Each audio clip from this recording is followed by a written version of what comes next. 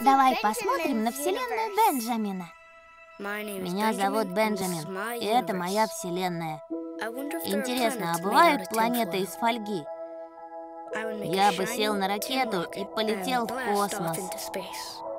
Пролетел бы Луну и отправился в другую солнечную систему. Там бы я сел на планету и поделился бы фольгой и веревками со своим новым инопланетным другом.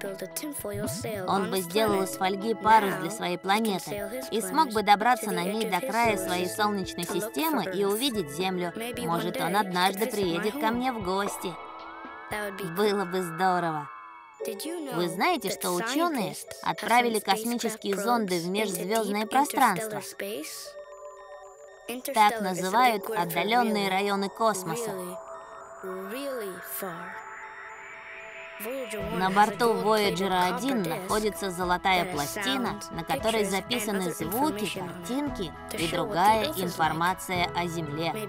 Возможно, когда-нибудь ее кто-нибудь получит. Voyager 2 миновал Нептун и все еще летит. Ух ты! Вот это и правда здорово! Меня зовут Бенджамин, и в своей вселенной я хочу со всеми общаться.